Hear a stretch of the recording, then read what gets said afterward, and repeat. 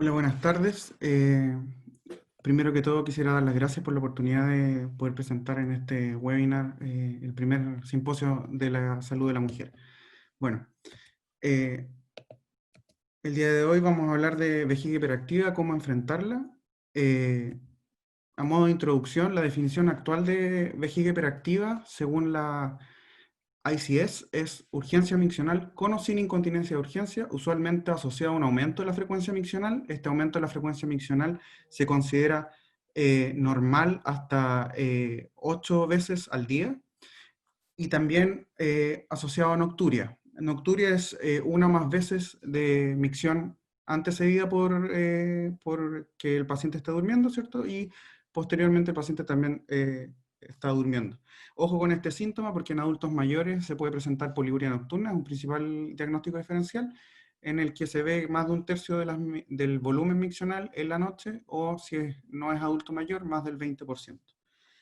Eh, También es importante recalcar que el concepto de vejiga hiperactiva se acuñó en la primera década a partir de los 2000. Eh, lo otro importante es que según el estudio EPIC, que fue desarrollado en 2006, que es el estudio más grande de prevalencia de vejiga hiperactiva de 19.000 pacientes, esta prevalencia es del 11,8%, donde un 10,8% eran hombres y 12,8% es mujeres.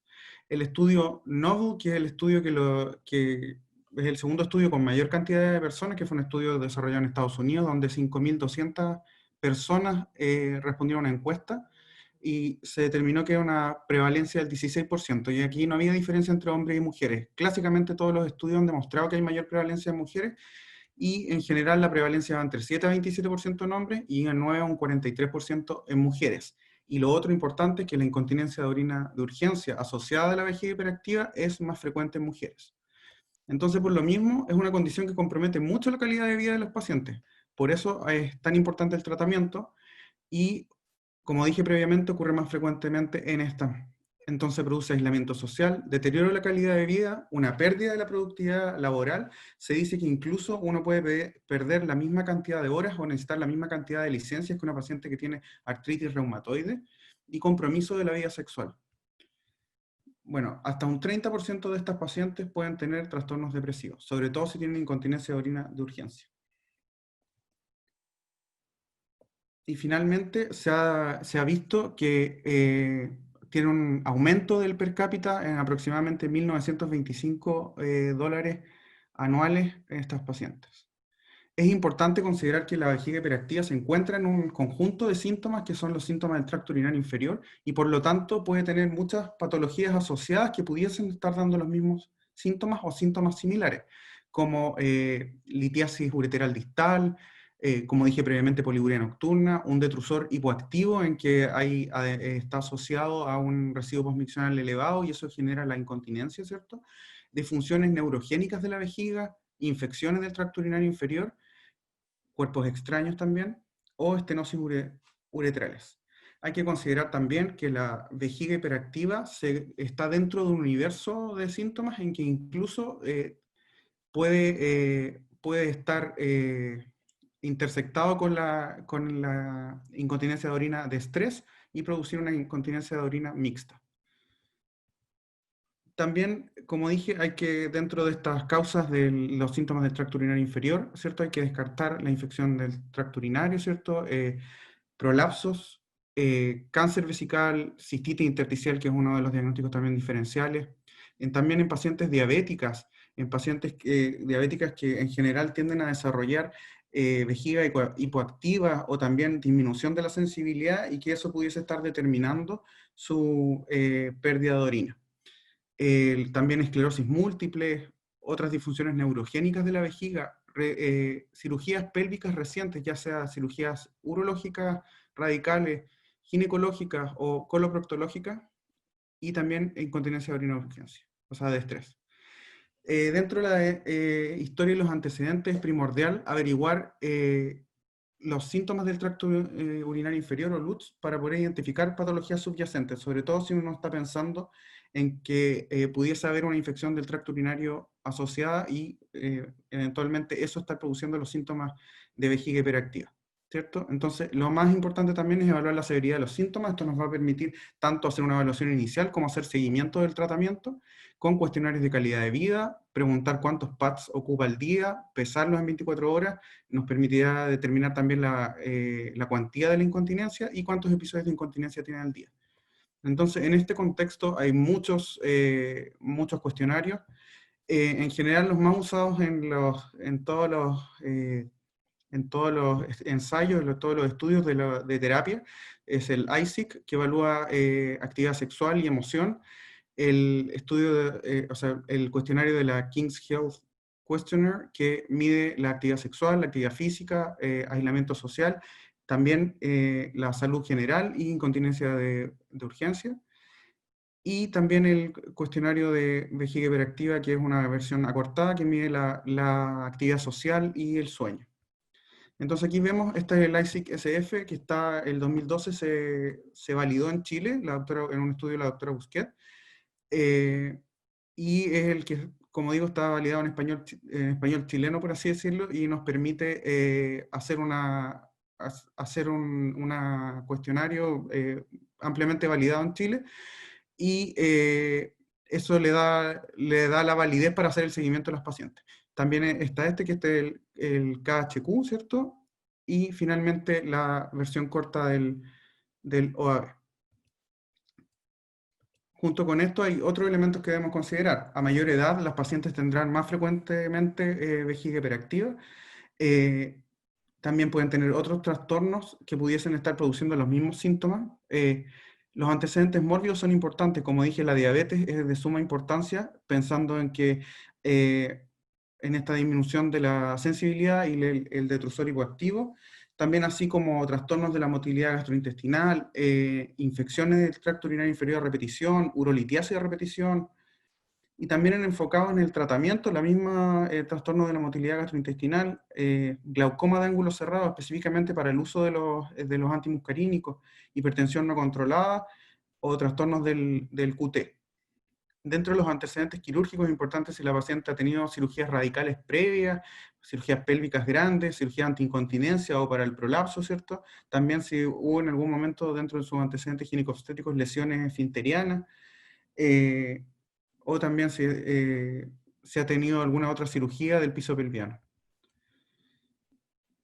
Por otro lado, los diarios miccionales nos van a permitir identificar patrones miccionales, educar a los pacientes y medir también resultados de las intervenciones. Estos son en general entre 3 a 7 días, en que uno tiene que poner la hora, ¿cierto? El volumen orinado, si tiene o no sensación de urgencia y graduarla, y también si se cambia de ropa o tiene presencia de incontinencia. Y también qué bebida ingiere. Aquí hay un ejemplo, ¿cierto? En la bebida que ingiere, y eso es muy importante porque podemos cuantificar el consumo de cafeína, el consumo de bebidas con cafeína, y también poder de esta manera intervenir en el consumo de líquidos. En general es súper importante la educación porque un 36 o 39% de los síntomas van a remitir en las pacientes en un año.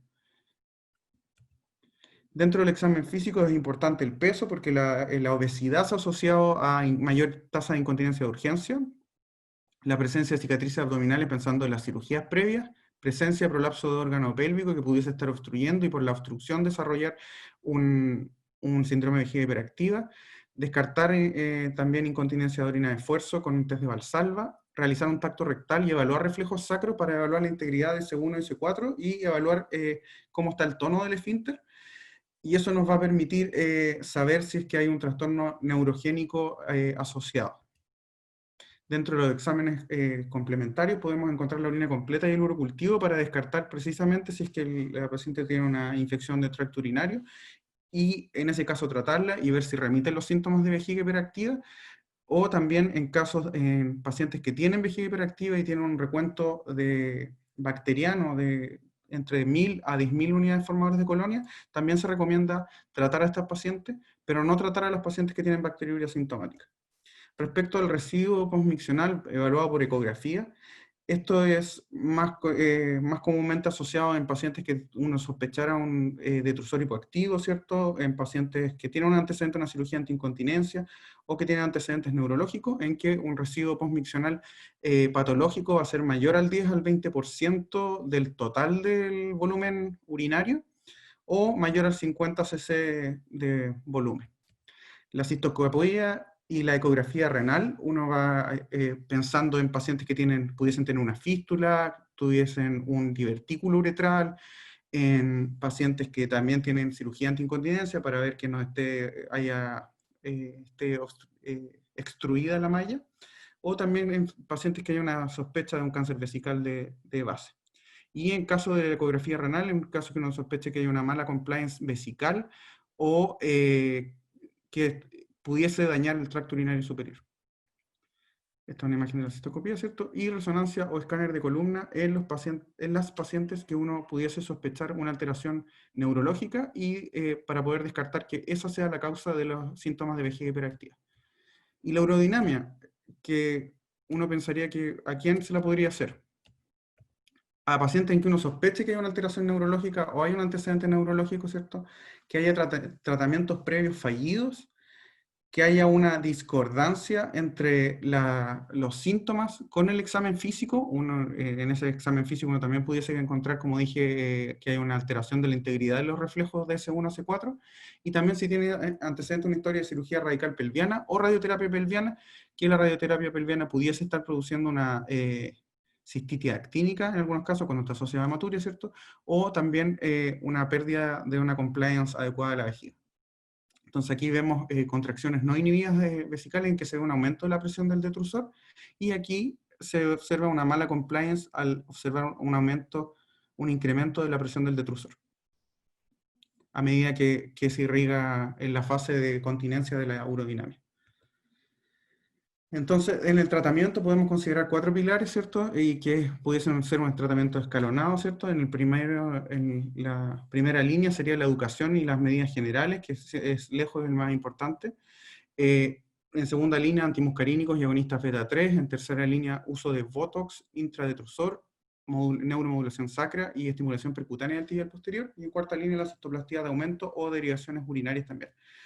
Entonces, de primera línea, respecto a la educación y las medidas generales, pueden ser utilizados solo o asociarse a otros tratamientos. Se ha comprobado que tienen la misma efectividad que dar antimuscarínicos. La educación es fundamental tanto para iniciar el tratamiento, adherencia y también el control del tratamiento.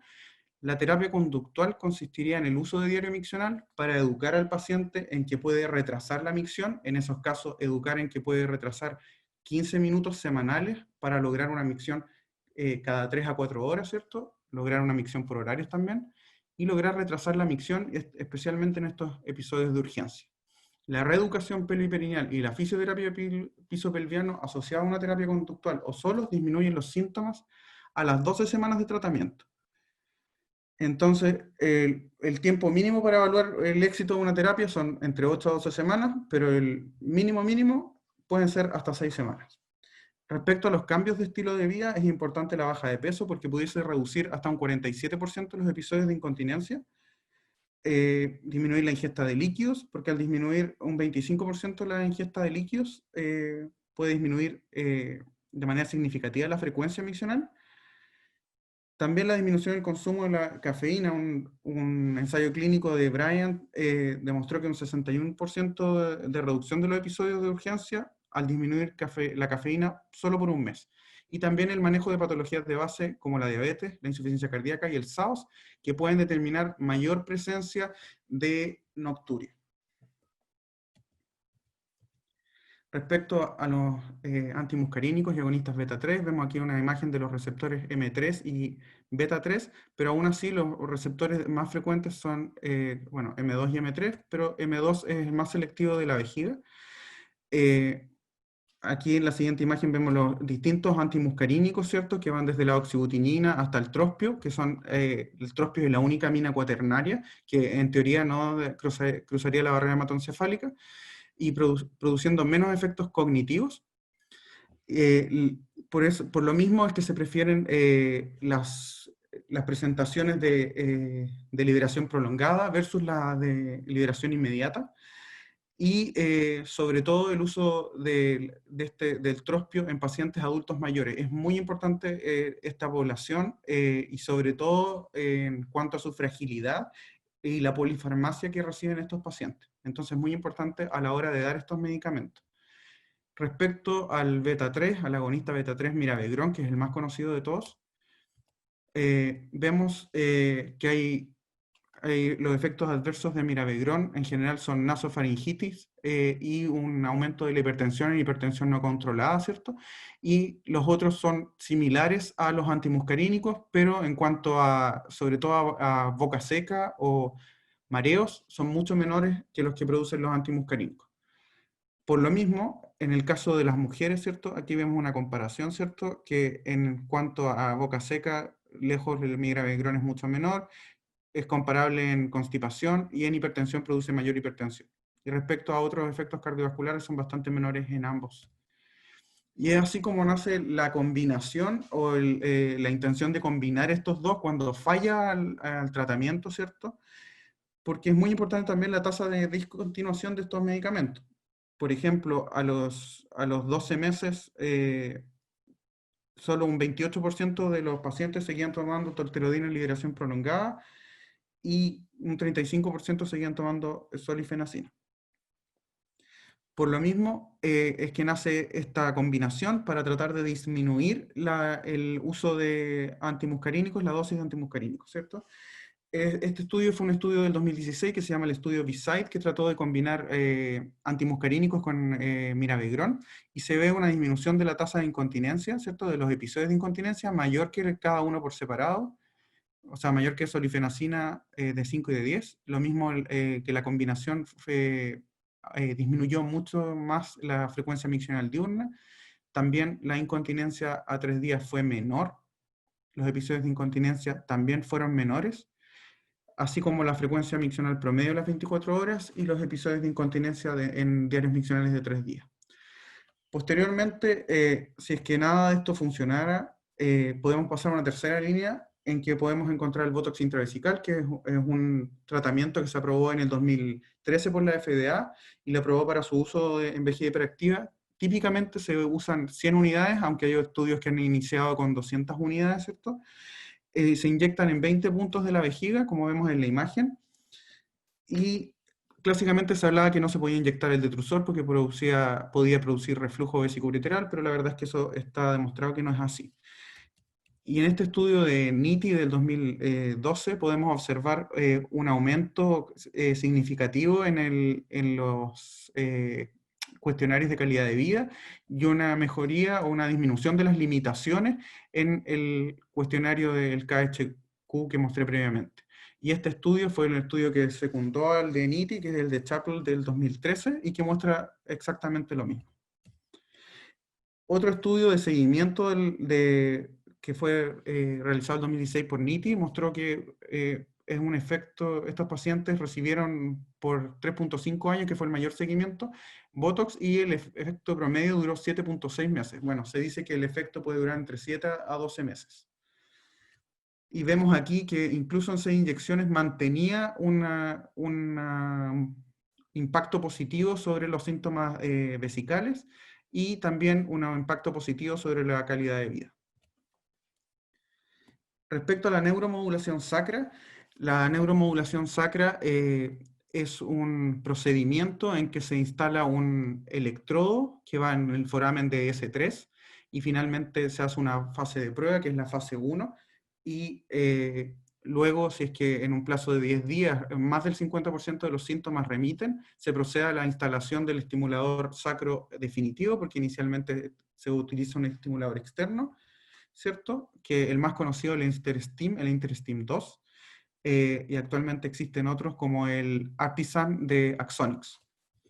Bueno, esta es aquí se ve una diferencia en que en teoría sería más beneficioso para los episodios de incontinencia para Botox, pero la verdad es que en otro estudio que salió este año, que se ve una comparación ¿cómo se llama? Entre Botox, uso de Botox y neuromodulación sacra, se ve que a los 6 meses no hay diferencia, pero sí en cuanto a infecciones, a los efectos adversos globales, serían mayores en neuromodulación sacra, ¿cierto? Y en cuanto a infecciones del tracto urinario inferior, la mayoría no tiene diferencias.